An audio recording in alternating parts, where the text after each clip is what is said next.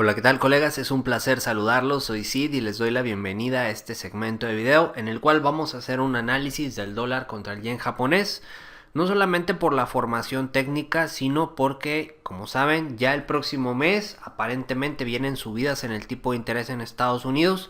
Hay que ver cómo viene la subida. Por ahí se ha mencionado incluso una subida de 50 puntos base a raíz del dato de inflación que tuvimos de 7.5 en Estados Unidos. Así que ahora mismo la Fed le toca mover ficha. Por un lado tiene la inflación que la debe de combatir. Básicamente ese es su trabajo.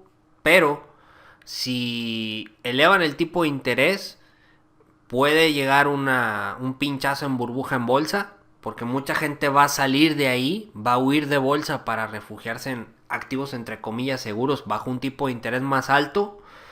Y también podríamos ver incumplimientos en el tema crediticio, en el tema inmobiliario. Así que hay que estar bien atentos a cómo va la Fed.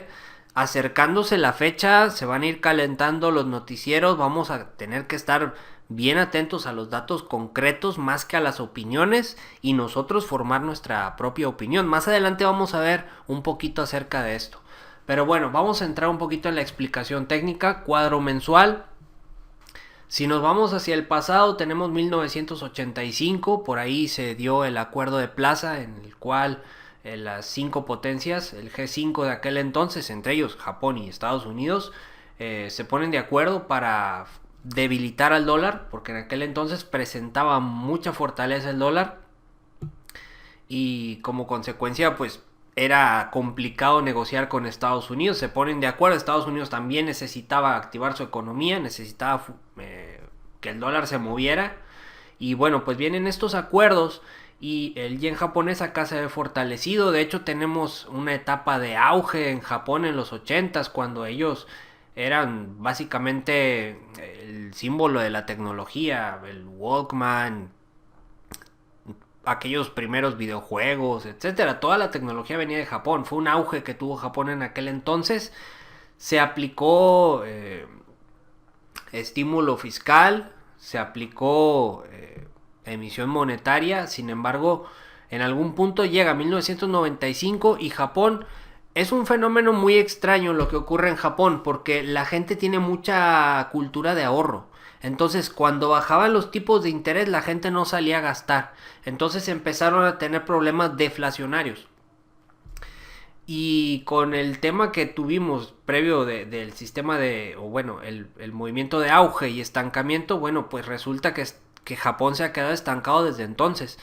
Se le han ido poniendo al lado competidores fuertes como Corea, como Taiwán, y Japón ya no es lo que era antes en comparación con este auge que tuvo previo al 95. Entonces tenemos un mercado muy lateral, muy aplanado, y más adelante vamos a ver que hay varios datos que también se presentan de esta manera. Vamos a bajar a semanal, vamos hacia adelante y vamos a hacer un pequeño zoom. Aquí, bueno, básicamente para ver lo cerca que estamos de la línea de color amarillo. Si vamos a mensual, esa línea amarilla tiene 3 rebotes. 1, 2, 3 rebotes. En la parte de abajo, en el 76, tenemos 2 rebotes y tenemos acá un estancamiento y se acerca y ya está en la línea amarilla prácticamente. ¿Por qué es importante esto? Ahora sí vamos hacia adelante. Porque si aquí vemos en las próximas semanas que el precio se empieza a estancar, que empieza sobre todo que se empiece a triangular, que empieza a acumular presión, conforme se va acercando la fecha de la publicación de los tipos, aquí podría darse el gatillazo para un movimiento importante.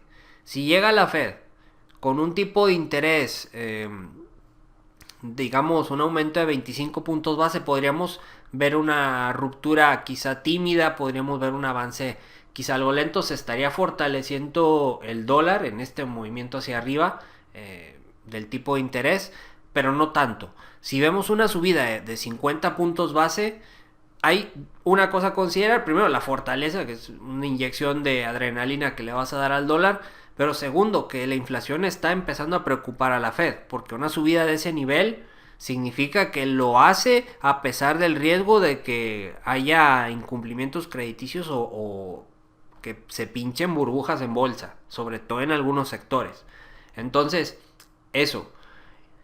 Y si está blofeando de nuevo, entonces muy probablemente aquí veamos ya una ruptura a la baja y entraremos posiblemente en una etapa en la que el yen japonés pueda tener alguna recuperación. Tendríamos que ver también cómo va evolucionando Japón. Vamos a ver algunas páginas. Aquí tenemos la inflación histórica de Japón. Como ven, no ha tenido particularmente un problema de inflación. Sobre todo recientemente, si se fijan, sí ha subido, pero no demasiado. Y si nos vamos a los últimos 12 meses, acá tenemos, bueno, al día de hoy está en 0.81 el IPC, pero el actual en gráfica se vería así. Los últimos 12 meses se ha comportado de esta forma y bueno, pues es lo que tenemos acá en inflación. Podemos compararla con la de Estados Unidos, que está en 7.04. Vamos a ver la actual. Y así es como se ha comportado la de Estados Unidos. Si se fijan, Estados Unidos tiene un movimiento más suavizado. Sin embargo, está en niveles mucho más altos. Lo podemos ver reflejado en diferentes gráficas. Por ejemplo, tipos de interés. Aquí el tipo de interés, Estados Unidos lo ha venido bajando. Prácticamente con cada crisis lo echa para abajo.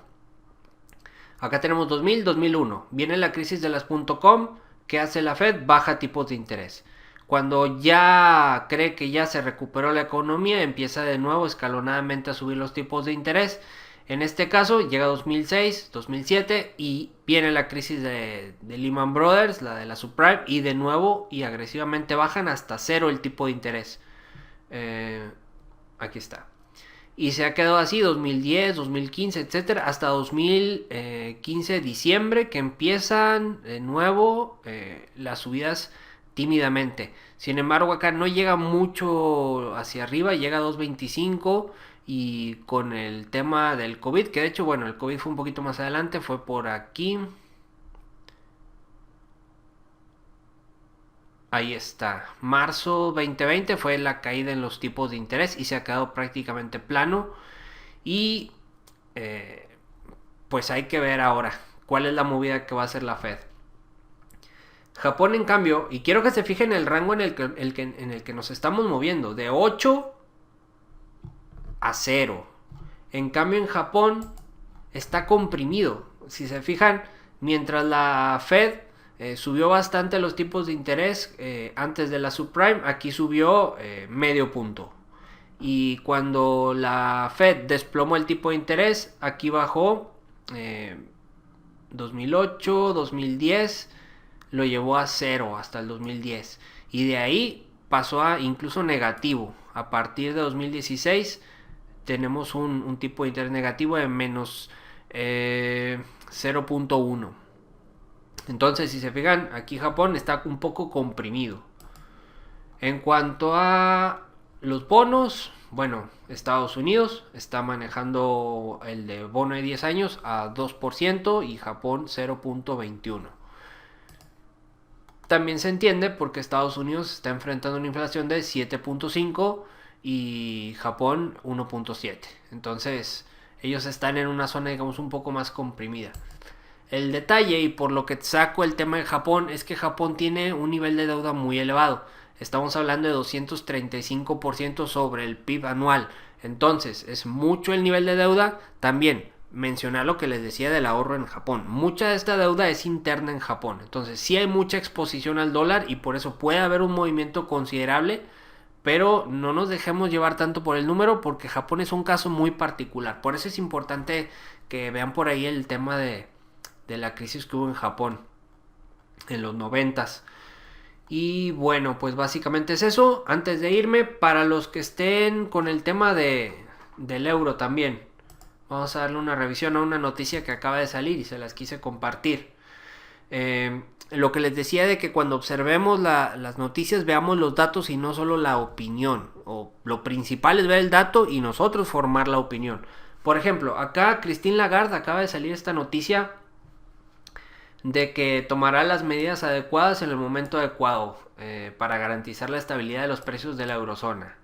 Y por acá nos menciona que la inflación ha subido mucho en los últimos meses y que incluso sorprendió aún más en enero. Y luego, pero aseguró que el objetivo a mediano plazo es una tasa de inflación de 2%. Seguiremos atentos a los próximos datos y accederemos cuidadosamente a las implicaciones. Bueno, pues sigue hablando, pero el detalle es que su plan es: no se producirá una subida de tipos antes de que finalicen nuestras compras netas de activos, pero sus previsiones, las previsiones del Banco Central Europeo, apuntan a que la inflación irá bajando a lo largo del año y en 2023 se estabilizará en torno al objetivo de 2%. Entonces, aquí es donde uno no puede sencillamente creerle. Es decir, lo mismo hizo Estados Unidos. Recordemos que ellos tenían también proyección de 2%. Y ahora pues están con la inflación en el 7%. Sin embargo, ¿a qué se culpa? Se culpa al empresariado, que porque le sube los precios, y a las cadenas de suministro. Y por eso se ha manejado mucho esto de que la inflación es temporal, porque en su teoría, en cuanto las cadenas de suministro se reactiven, todo volvería a la normalidad. ¿Cuál es el detalle? Que no ven el problema real. Es decir, jamás van a culpar a la flexibilización cuantitativa. Jamás van a hacerse responsables por la impresión monetaria. Entonces, de ahí que se busca esto de no, es que es por las cadenas de suministro y eso es transitorio y volveremos a niveles bajos. Sin embargo, no se ha considerado también lo de la emisión monetaria. Y ese es el tema más importante. Cualquiera que conozca la economía más a detalle sabrá que la inflación es siempre un fenómeno monetario. Entonces, pues qué les digo, hay que estar atentos a los datos y ver en qué van a fallar ellos y sacarle provecho.